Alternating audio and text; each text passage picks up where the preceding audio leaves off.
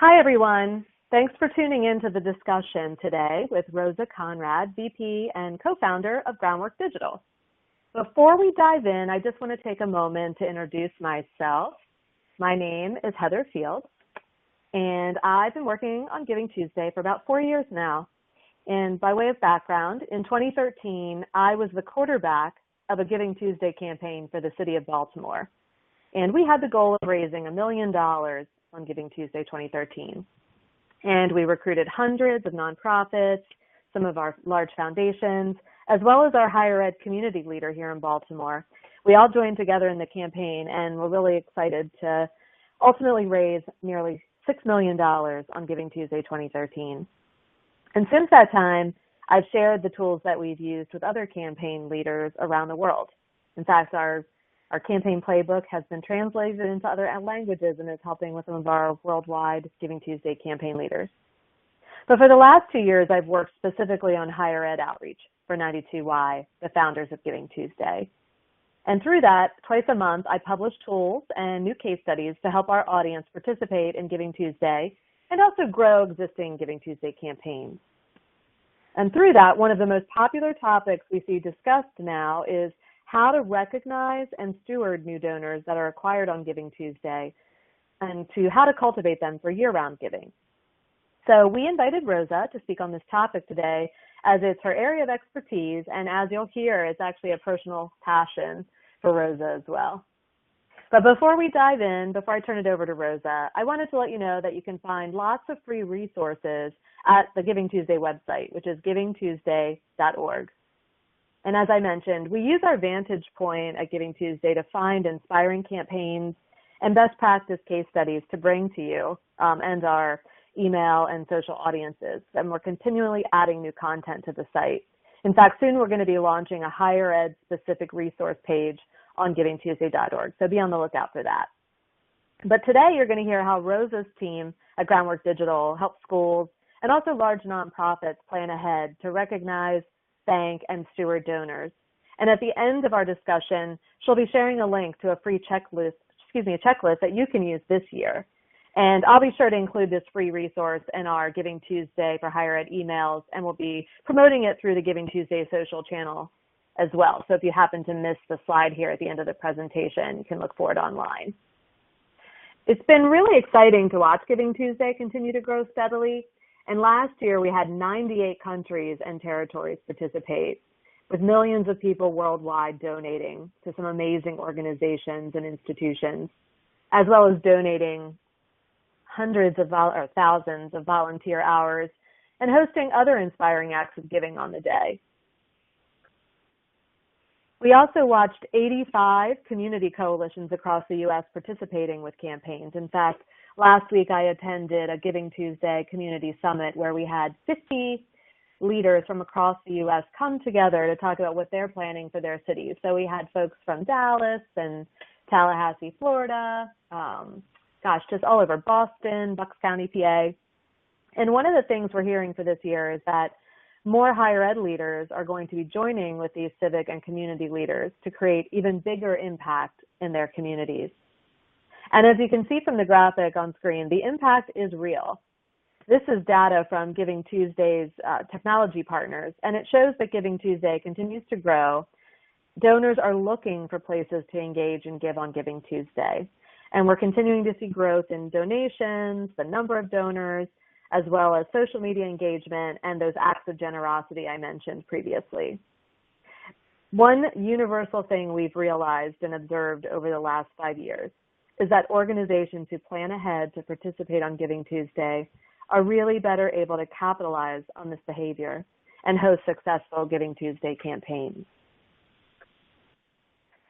And that's what leads us to today's discussion. Last year we hosted several webinars, and as I mentioned earlier, one of the top questions we were asked was about stewarding the Giving Tuesday donors. And also we hear from schools specifically wondering how they might re-engage Giving Tuesday donors for a spring giving day. So we sought out our expert, Rosa, today to give us some advice on the topic. And so Rosa, thanks for joining us today. I'm going to turn it over to you. Before you dive into your slides, I was hoping you could give us a bit of background on yourself, Groundwork Digital, And then I'll let you dive into your topic here, recognition, thanking, and stewarding. And I'll go on mute and turn it over to you. Thank you. Thank you, Heather. I am so excited to kind of have this conversation today. As you mentioned, this is really a passion point for me. Stewardship is something I see as kind of the glue that holds digital fundraising together. And I'm really excited to talk to you guys a little bit about that work. As a little bit of background for me, I came to digital fundraising in higher ed specifically after a couple of things that really brought me to it. I studied nonprofit public policy in college and actually worked at my alma mater, USC, University of Southern California, within student affairs. And that work together really combined to bring me to digital fundraising and really being able to show impact. The experience I had in college really made a big difference for me. And so I was really excited to jump into software work where we did digital fundraising for crowdfunding and giving days. I worked for about 3 years at Cofounder, part of Ruffalo Noel Levitz, and led our client services team and personally launched over 80 crowdfunding platforms and over a dozen giving days for higher education specifically, and really gravitated towards the stewardship portion of this. I saw so many people take on the experience of acquiring donors in a different way, right? Understanding where we are online with technology and making sure that we're acquiring donors differently. But I saw less on the stewarding donors differently. I myself got quite a few direct mail pieces from schools that I, had really zero affiliation with. And so really thinking critically about using our resources to the best of our ability and what's going to work best for the institutions. And I really started to see that making sure that these programs could be sustainable and long-term was going to rely on stewarding the donors a little bit differently. And that's actually one of the reasons I started Groundwork Digital with my partner, Justin Ware, started earlier this year. I really wanted to focus on, what are those programmatic opportunities for higher education and nonprofit institutions that are going to allow us to better steward our donors, better understand our donors, and act on all the data that we get from an online gift, and specifically campaigns like Giving Tuesday and crowdfunding and standalone giving days as well. Stewardship is definitely one of those things, like I mentioned, is I just can't get enough of. And it's, your best financial friend. For me, it's kind of my best friend forever. I love this topic. But I love it, because we're looking at resource allocation, which is something we all deal with in higher education. And seeing that across the board, online customers are easier to renew than they are to acquire a new one. It's actually 5 times more expensive to acquire a new online customer than to renew one. And so when we're thinking about resource allocation, this is an investment we should be making. I think as much as, if not more than the acquisition side.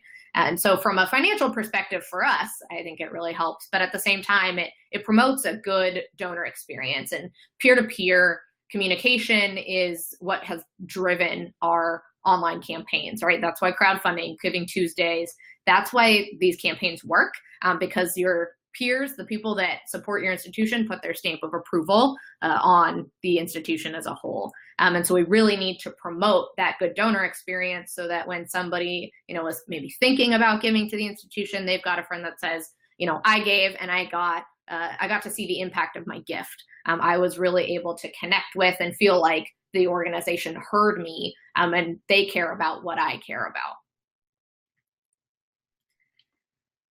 And I really love this infographic. This is a just graph from the most recent Avila donor loyalty study. And I think it does a couple of things for us. First of which is really understanding communication breakdowns of our donors today. And when we're talking about, especially our younger donors and our new donors that are coming in through online campaigns, we're talking about donors that are building loyalty. And they all grew up in a world where email communication was the way they communicated, as well as things like instant messaging. And they've grown up with Amazon. They've grown up, especially obviously the big boom in the past couple of years of Netflix and Yelp, and relying on that peer-to-peer approval. And they want to have that kind of online communication. And something I have heard just in all my experiences in fundraising is that organizations are concerned they're sending too many emails. And I love this infographic because I think it kind of disproves that. When you're thinking about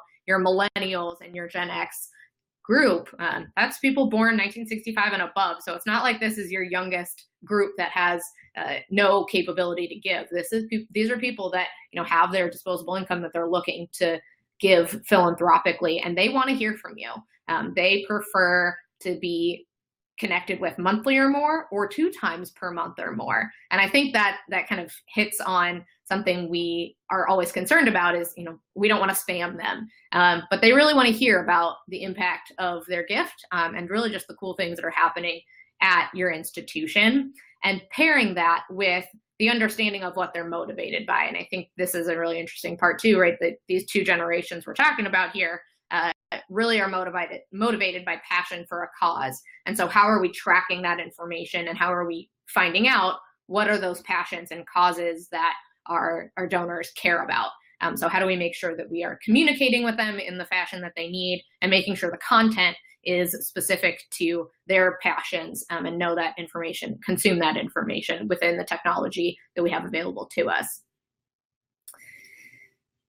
So today, obviously, I want to talk a little bit about stewardship from a Giving Tuesday type of campaign. I think this can be used kind of across the board with other standalone giving days, or even crowdfunding.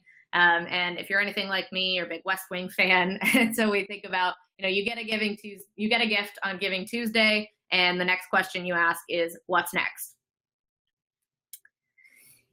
And the first thing is really that automatic thank you email, right? When you think about any other online transaction that you place, you get an automatic thank you, and a lot of times that's a receipt, but it's something that's personalized, right? Has your name, has the area of your gift in this circumstance, and really understands, again, what you care about, right? What is that affinity? What is the impact that your gift towards that affinity is going to have? And I think the other really important part of this with a Giving Day or a Giving Tuesday is that it's branded for that campaign, right? You're going to have some different content pieces, and really understanding that, especially for those new donors, like this could be what got them off the fence, right? Maybe they gave because there was an active match during the time that they gave on the Giving Day.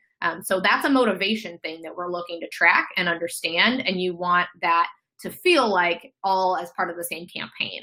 So I think it's really important to, again, kind of notice that motivation and the part of the campaign that they participated in, what they reacted to, and make sure that all of that content is similar, and they kind of feel the same continuity throughout the communication, especially on the day of. The next piece is really social media, and this is an important piece that I think really has some room to grow within higher education. I've seen a lot of growth in kind of the communication styles within higher ed social media channels, and I think social media is such an important part of the communication for the day of. It's really important to have somebody managing social media on your Giving Tuesday campaign, because it gives, again, that real-time feel. There's a lot of communication happening, conversation around your institution on that day, people talking about why they care about your work, and everything that happens at your institution. And so having someone there to track your hashtag and say, retweeting somebody that says they just gave to your Giving Tuesday campaign. I know how special that can make a person feel. I actually just last week tweeted at Southwest because I had a really great flight attendant, and I took a quick video of it. And within 5 hours, they responded to me. And you think about an institution like that or a company like that, knowing who you are plays such a huge role. And especially for our younger donors, I think that's a really special feeling for them. So really being able to track that information, retweet, tweet back, saying thank you, really calling people up, say, you have made a difference for us. For the social media thank yous, I think it's important from a content perspective just to make sure it's fun. Again, kind of user-generated content or video. Obviously, GIFs and memes are things that really the currency of the internet today. And so if you can have some fun with it, I think that's the best way to thank your donors and really reward and recognize them, is just by connecting with them in that kind of fun content way. And then this is also going to really build conversation around the day. The more that you are rewarding and kind of thanking your donors online, and it builds more conversation around your Giving Tuesday campaign specifically, and really is going to increase your reach, as well as followers, right? People who may not have known you were online before, but they're really going to be able to see your presence on the day of. And then a post-event update. So obviously we're thinking about, that automatic thank you, that social media communication. That's all really day of. And ideally, a post-event update would either come, the night of or the day after. And you want to have aggregate totals, of course, saying, your gift specifically made a huge difference because so many people came together and really participated in the same way, and were able to do this much with the amount that we raised. So really showcasing that impact. I love things like infographics. I've seen a lot of really cool Giving Day or Giving Tuesday graphics that talk about the impact of reach, right? So how many states were involved if you're a big organization that has alumni all over the place, or what areas of campus were given to, right? What is the reach of the Giving Day? What special things were able to happen? And again, I think reach of digital conversation is important, right? We were able to come together as a community, kind of far and wide. And so just as much as the financial part is something you want to notice, again, that reach of conversation and connection with digital conversation is an important part to mention as well, and makes people feel kind of as part of your community, no matter where they are.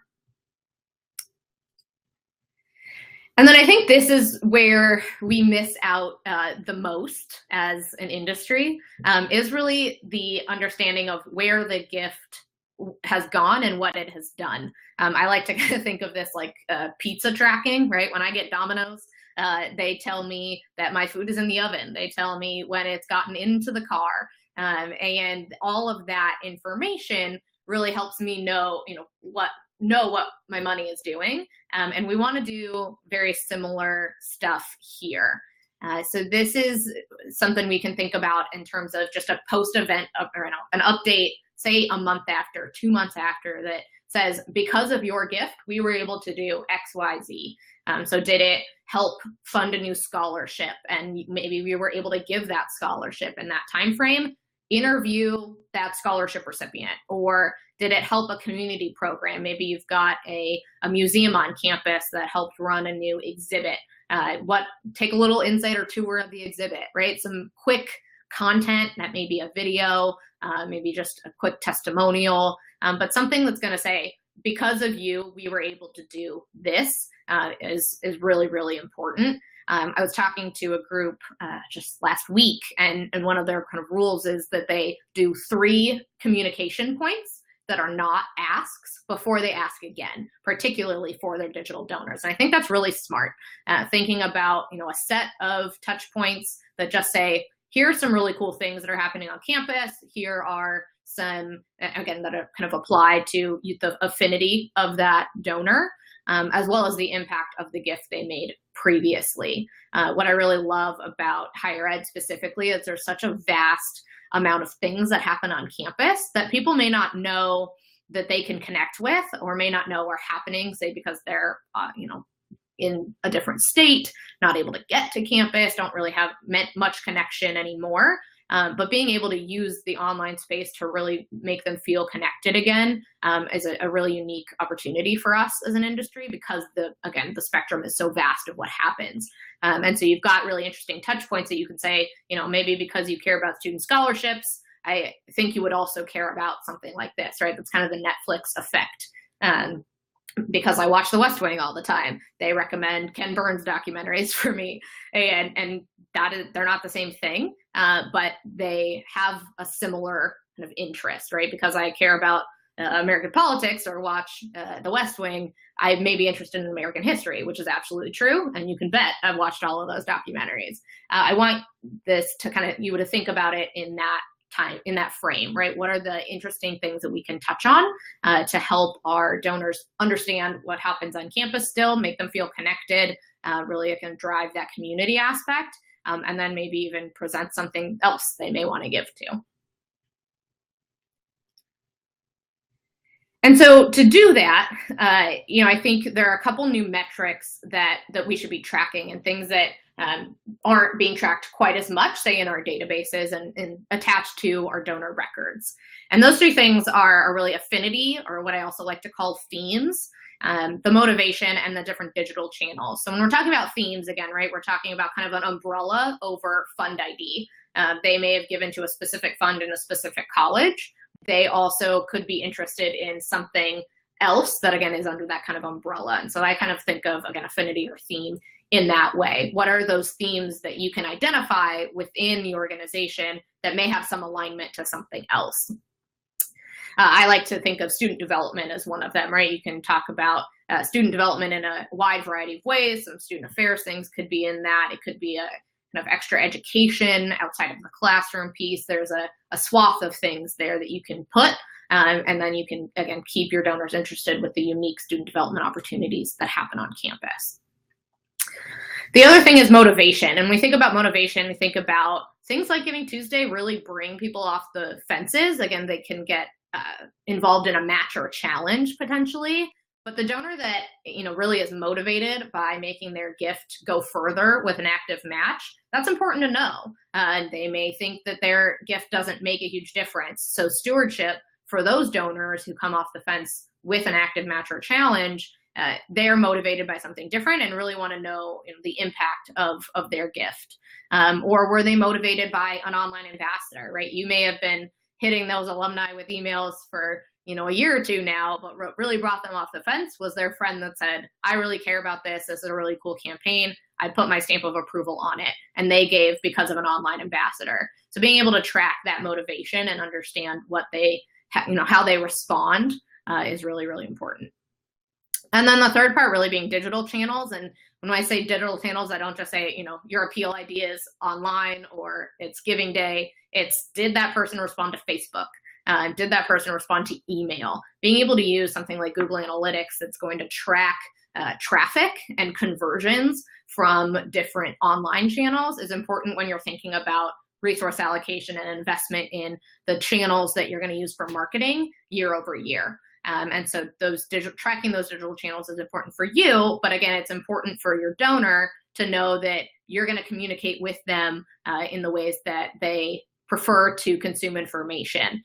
This is kind of an interesting conversation I had last week. I was on site with a client, and we were talking to some students and talking about how those students consume information most. If they were going to get involved in their Giving Day, what's the best place to share information about it? And I said, most of our students don't read their emails all that often, maybe once a week, and so that's something where you could miss an email about a Giving Day if you're only checking your email once a week, but they're on Facebook every day. So in the different student group pages, they see all of that information, they consume it best there. So again, tracking that information so that you know where your donors are going to consume the most information when you're marketing a day like a Giving Tuesday or marketing your stewardship after the day of.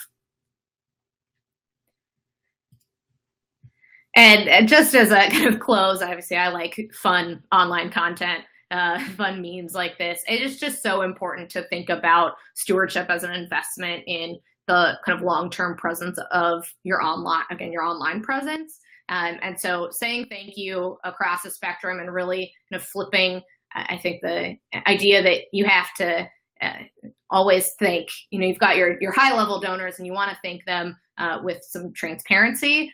With online, that's really trickled down to even your donors that are giving $25, $50, right? So being able to use some online tools and softwares that help make that more efficient for you. Obviously, you can't do face-to-face visits with every $50 donor. So how do you use online, again, to kind of get that peer-to-peer communication, that transparency across is something that I love talking about. Happy to talk through it more with some questions. And if anyone's got some questions about software, I'm always happy to talk about that as well.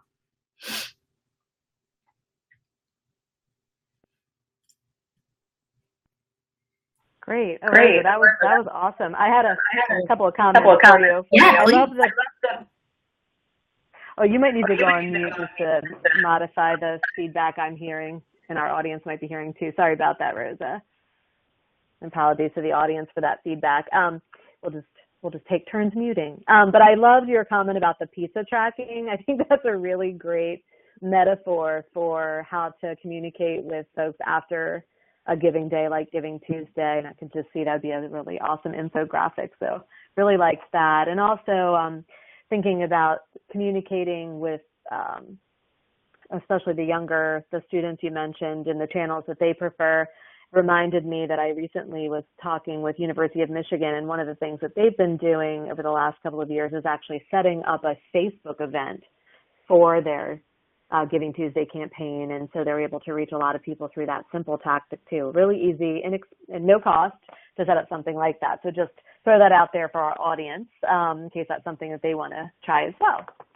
But on screen, what you should be seeing are some of the questions that I've received from our Giving Tuesday higher ed audience, which lots of campaign leaders where this is maybe their first year thinking about a Giving Tuesday campaign, or it's year 2, year 3, and they're really looking to grow. And so brought their questions for you here, Rosa. You've answered a few of them, but let's just step through them. I'll go on mute and let you take them sort of one by one. But the first one is really, you've talked about recognizing young donors, and I was just curious, was there anything else you wanted to add? Specifically, this question has come from a few folks, like, what are the most effective ways to specifically recognize our youngest donors after Giving Tuesday campaign? And I'll go on mute and let you answer. Yeah, that's a fantastic question. Obviously, we covered a little bit of this. I think the social media part is really important, the updates about impact of their gift. But I think another unique way to recognize these donors is to say, your gift made a difference, and we would like you to be an online ambassador. So online ambassador programs are really a growing area within higher education, and it provides this unique opportunity to really empower those young donors and say, both your gift as well as your sharing is going to make a huge difference for us. So inviting them into a unique experience like that, that will let them share content throughout the year, let them really be a leader within future Giving Tuesday campaigns or other Giving Day or online campaigns that you run, I think is a really unique way to bring them into the fold and get them excited about the work that you're doing and continuing to give. One of the things I love about online ambassador programs is the more content you're sharing with those those young donors, and they see, then they get to see again those really cool things that happen on campus, and they may want to give to that even without you directly asking them. So I think it provides a really cool opportunity again to engage them and potentially keep them as current donors year over year. Okay, great. And then the second question is, again, on screen, but just curious if you've got any advice for our campaign leaders who are thinking about monthly giving. So is there something specific you've seen, or specific types of communications that seem to work to get the folks acquired through Giving Tuesday to join a monthly giving routine for their institution? Yeah, I love that question. And one of the things I kind of harken back to that infographic slide around, preferred levels of communication for those that are either already giving monthly or, trying to engage to give monthly, things that give kind of an insider view. And that may be monthly, that may be bi-monthly, right? Every other week, they get a little insider look into something that's happening on campus. One of the things I love with, especially with like crowdfunding project updates, is like, tours through campus, right? So maybe a teacher or professor is taking you through a quick tour of their lab, or you are kind of getting special access to an athletics facility that you wouldn't be able to see as just, a regular person. Because you provide support in this way and so consistently, you really get this insider perspective. And then I think another approach is really asking for their experiences and content to share. I think user-generated content is so important. It's just gold. And so being able to say, your experiences are what make our work go, right? That's what makes us keep doing what we're doing. And so being able to ask them for their insight, their experiences, and be able to share that again, right? You can send something to someone and then they retweet it, or, you've got something reshared, some imagery reshared. I think those are really interesting ways for monthly giving, just to, again, keep content flowing, as well as make them feel like a special part of your program, kind of insider part of your program. Great. And I think that's a springboard too into the next one, which is we hear from a lot of schools that might already have a pre-existing Spring Giving Day on the anniversary of the school. They're looking to add Giving Tuesday, and they're just thinking through, like, how can I coordinate both? Because it's a lot of work. These are big campaigns typically and resource intense. So, have you seen, or do you have some thoughts on how to coordinate both of those giving days? Yes, and I really love this approach, actually, especially if you've got a Spring Giving Day happening, because I think it can be, again, to your point, it can be a springboard into your Spring Giving Day. There's a lot you can learn from the kind of Giving Tuesday messaging that you run from a marketing perspective. But again, we're thinking about what are those channels that people are responding to, and then how do we use that to steward the people that come in from Giving Tuesday and put them into their Spring Giving Day as well, right? So what channels, the people that are coming in are going to teach you about the channels that are most responsive. And you can use that again we think, like we talked about in question one, when a donor comes in and you use them as an ambassador, right? It can really grow your ambassador program for the spring. So really thinking about it maybe from just messaging, right? What's your messaging? Let's build online ambassadors, growth from there, as well as what messaging is going to work best for our Spring Giving Day. I think it can be really informative in that space. And then again, it brings more people into the fold, and you can train more ambassadors and get more insiders to really share your message in the spring. Okay, great. And then the fourth question, we got this one a lot, is just when do I start planning? And I'm just curious from your client's perspective, when do you see them start planning for, the post-Giving Day recognitions, well, on the day of and post-recognition thanking and stewarding? And typically what we see from the campaign leaders that we work with or we observe, they've started already. They generally start the day after Giving Tuesday thinking about the next year. But sort of in earnest, it's this time of year. We're doing this recording in July, so we see a lot of campaign leaders now really pulling their teams together and getting organized. So any advice or thoughts you have on when these leaders should be thinking about this aspect of their campaign communications? Yeah, definitely now, being July, and it's in the end of November this year. I think ideally some of the things you want to think about from a stewardship perspective for Giving Day are really making sure that your software is set up to track the metrics that we talked about before. And so making sure to have time to set that up and to test it. So thinking about Google Analytics, right, and making sure you've got pixels embedded in different softwares or websites that you're using, and making sure that you can track all of that information within something like, again, Google Analytics, or any kind of software you use to manage those metrics.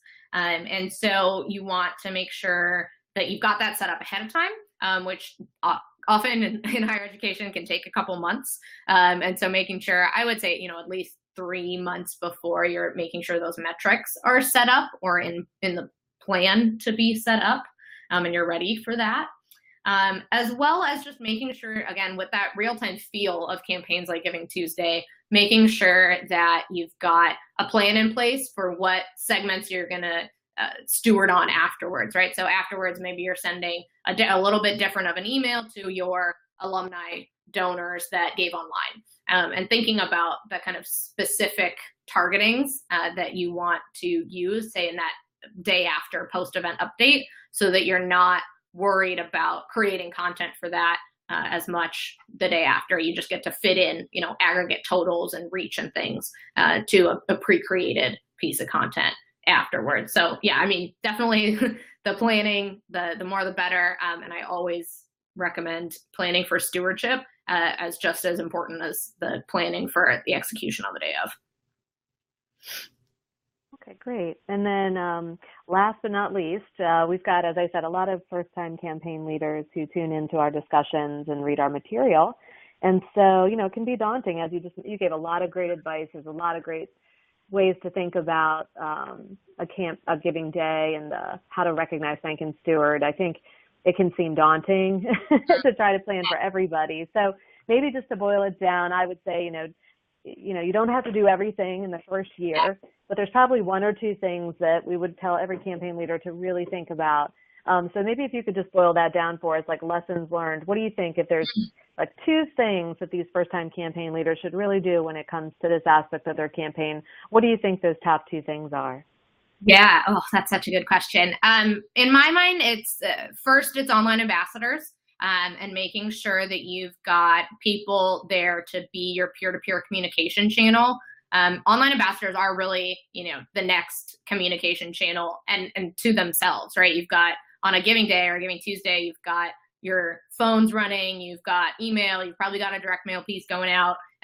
Online ambassadors is just as an important channel in that. So making sure that that is prepped and ready to go, as well as thinking about the software you're going to use. A really strong strategy can create a lackluster Giving Day if you don't have really a good presence and ease of giving the gift. That's just as important in the donor experience as what happens after. So making sure that you've got some kind of technology set up, whether that's your in-house page or you are using a third-party software. There are a lot of softwares out there right now that are really great for this, really showcase matches and challenges. They can showcase the ambassador impact. And there's a lot of really cool things happening in that space. So I would definitely think that the top 2 things are, creating an online ambassador program for the campaign, and looking at to grow something like that, as well as thinking critically about what your front end presence is going to look like and the ease of making the gift, and thinking potentially about a third party software. That's good advice. Yep, we're going to be doing our discussion on technology considerations separately too, but that's really, really good advice. This is definitely the time of year when we know that campaign leaders are just starting to think about that. So the sooner the better.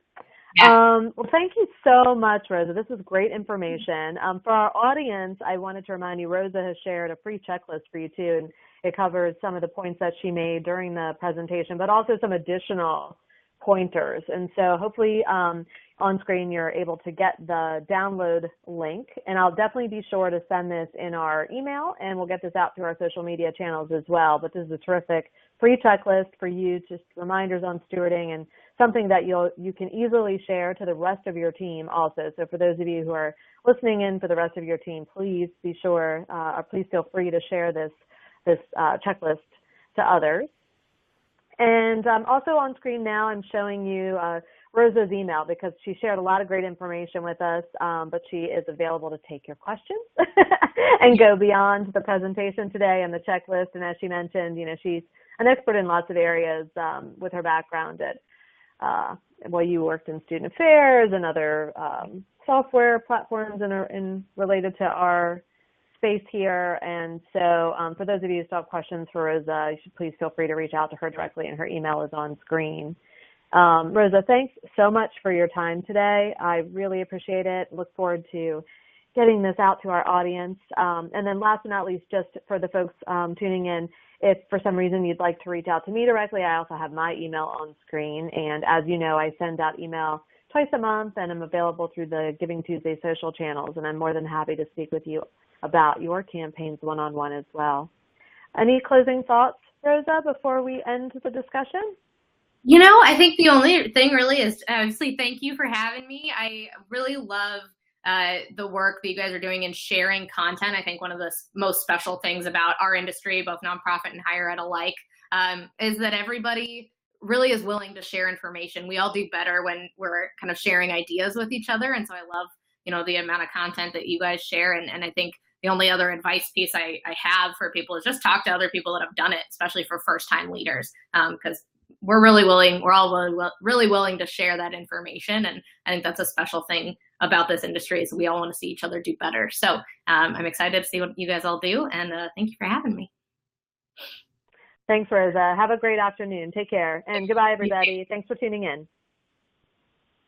Bye-bye.